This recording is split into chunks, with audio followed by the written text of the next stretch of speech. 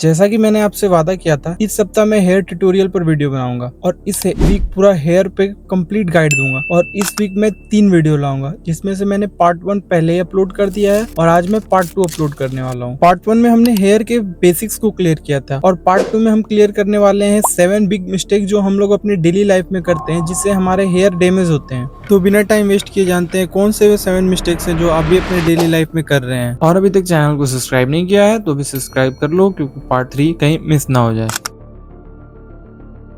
Number 1, हर दिन shampoo use करना। आजकल बहुत से लड़के सोचते हैं कि रोज शैम्पू करने से बाल साफ और हेल्दी रहेंगे, लेकिन जरूरत से ज्यादा शैम्पू करने से स्कैल्प का नेचुरल ऑयल कम हो जाता है, जिससे बाल रूखे और आसानी से टूटने लगते हैं। अगर आपकी स्कैल्प सामान्य है तो सप्ताह में 2 से 3 बार शैम्पू करना कई लोगों के लिए पर्याप्त होता है। अगर स्कैल्प बहुत ऑयली है तो रोज सुबह बहुत पसीना बहाते हैं तो जरूर अलग हो सकते हैं। सबसे जरूरी बात, शैम्पू का उद्देश्य बालों को घिसा कर साफ करना नहीं, बल्कि स्कैल्प की सफाई करना है। मिस्टेक नंबर 2, गीले बालों में कंघी करना। जब बाल गीले होते हैं तब वे सबसे ज्यादा नाजुक होते हैं। ऐसे समय पर जोर से कंघी करने से बाल टूट सकते हैं। अगर जरूरी हो तो पहले बालों को हल्का सुखाएं और फिर चौड़े हाथ वाले कंघी से नीचे से ऊपर की तरफ धीरे धीरे सुलझाएं। याद रखें, 1 मिनट की जल्दी कई महीनों की मेहनत खराब कर सकती है। मिस्टेक नंबर 3, प्रोटीन की कमी। यह शायद सबसे कम समझने वाली गलती है। बाल मुख्य रूप से केराटिन नामक प्रोटीन से बने होते हैं। अगर आपके भोजन में पर्याप्त प्रोटीन नहीं है तो शरीर के लिए बाल प्राथमिकता नहीं होती। इसीलिए अपनी डाइट में शामिल करें eggs, paneer,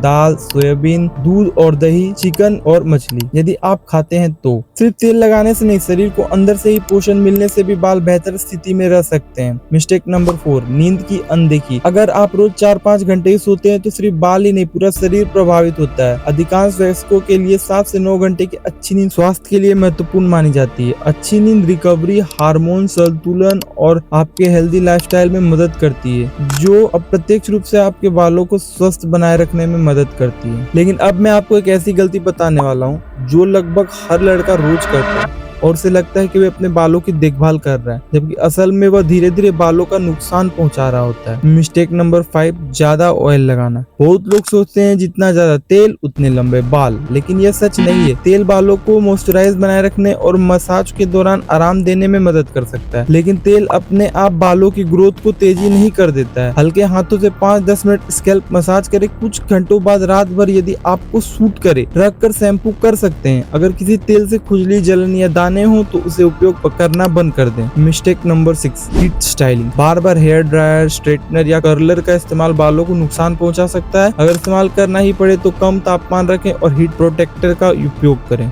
mistake number 7, stress. Stress का असर सिर्फ दिमाग पर नहीं, बालों पर भी पड़ सकता है। लगातार तनाव कुछ लोगों में बाल झड़ने की समस्या का सबसे प्रमुख कारण माना गया। इसलिए रोज 20-30 मिनट वॉक करें, हल्की एक्सरसाइज करें, मेडिटेशन या डीप ब्रीदिंग की आदत डालें। याद रखें, healthy mind equals to healthy body equals to better hair care. अब बात करते हैं सही हेयर वॉश रूटीन की। स्टेप 1, शैम्पू करने से पहले बालों को अच्छी तरह गीला करें। स्टेप 2, शैम्पू को सीधे सिर पर डालने की बजाय हाथ में लेकर हल्का झाग बनाएं। स्टेप 3, स्कैल्प पर उंगलियों के धीरे धीरे मसाज करें, नाखूनों का इस्तेमाल करें। स्टेप 4, लंबाई पर झाग अपने आप बढ़ जाएगा, उस जोर से रगड़ने की जरूरत नहीं है। और स्टेप 5, अच्छी तरह पानी से धो लें। उसके बाद कंडीशनर या फिर कुछ अलग अलग प्रोडक्ट्स का यूज ना करें। कंडीशनर सिर्फ बालों की लंबाई और सिरों पर लगाएं, स्कैल्प पर नहीं।